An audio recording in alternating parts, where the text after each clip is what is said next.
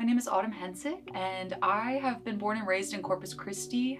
I was really lucky to grow up on the island with my great-grandparents and see the work that they did with an adult daycare center that they had downtown. That daycare center was less than a mile from what we all know as Refinery Row, and so I think, I was really just opened up to how much our city of Corpus has prioritized industry throughout the years, throughout my life.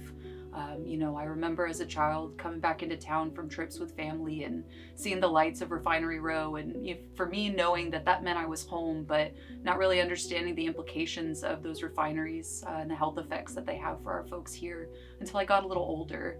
And it wasn't until I really began organizing with Texas Campaign for the Environment that I was able to make those connections between so many of my family members dying from various forms of cancer, so many of my family members having asthma, myself included, and again, just growing up in such close proximity to those facilities.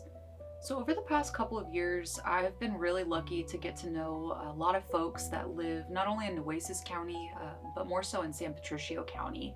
San Patricio County is home to Cheniere's Corpus Christi liquefaction facility. Cheniere is the second largest exporter of LNG globally, the top in the United States of America. And so getting to know folks that are, living the closest to this facility, understanding what exactly the impacts are for them, whether it's their kiddos not being able to go outside during recess and play because their asthma is so bad, whether it's learning about the damage that has been done to their properties, and also just learning more and more about just how many harmful emissions folks are breathing in day after day. How their proximity to them is affecting not only their health, their property, their livelihoods for future generations. And so we have, over the past couple of years, had a pressure campaign against Cheniere to really try to pressure them to terminate some existing equipment that they know is harmful to us. They know that these gas combustion turbines in particular are emitting benzene and formaldehyde, two agents that we know to cause cancer. We have been pressuring for a while for them to make a swap that we know that they can afford to do, right? We know that they can afford that because of the just criminal amounts of tax abatements or tax breaks that they've received from our state.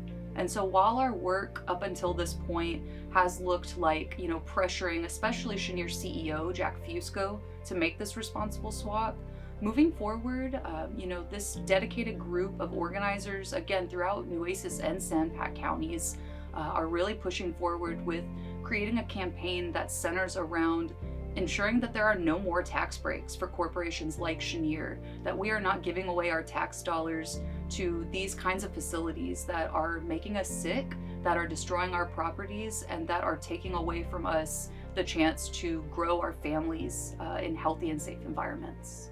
And over the past couple of years, we have tried a lot of different tactics to try and get our message across, to try and make this turbine swap happen, right? We've sent emails, we've called, we've shown up at Cheniere's site here in Gregory, Texas.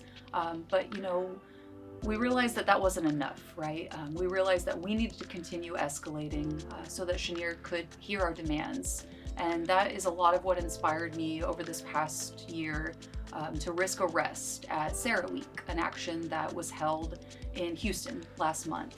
Sarah Week is a global conference of what we like to call the supervillains of climate injustice, right?